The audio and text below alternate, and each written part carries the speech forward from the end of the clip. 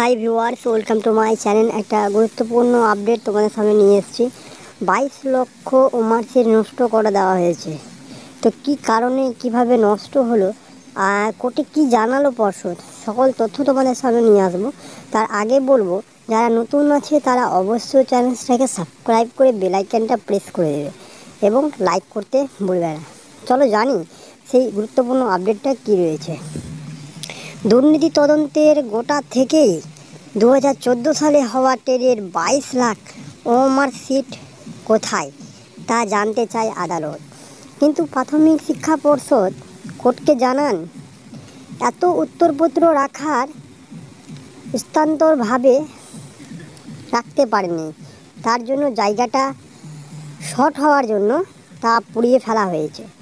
কিন্তু মঙ্গলবার সিবিআই আদালতকে জানালো, পুড়িয়ে ফেলা হয়নি ওই সব ওমারসিড।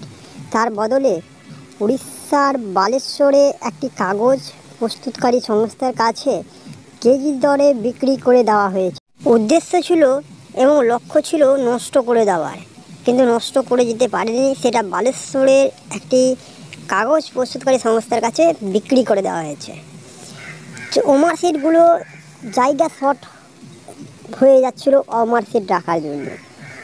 এইরকম প্রস্তুত দেখাচ্ছে, এরকম ব্যবস্থা দেখাচ্ছে আদালতকে, এবং সম্পূর্ণ ওমারসিডকে নষ্ট করে দেওয়ার চেষ্টা করা হয়েছে।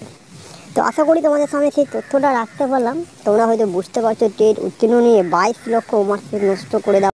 এই তথ্য নিয়ে কিন্তু মাননীয় কোর্ট কিন্তু পর্ষদকে ভালো করে ঝেড়েছে এবং দুরান্ত একটা অর্ডার জারি করা আর নির্দেশ দিয়েছে যে তাদের কপি হলে গেলেও সেই নষ্ট করা যতই তথ্য রয়েছে সবটা কিন্তু কোর্টে জমা দিতে হবে। তো বুঝতে পারছো কী তথ্য রয়েছে। আশা করি তোমাদের সামনে সম্পূর্ণ তথ্য রাখতে পারলাম।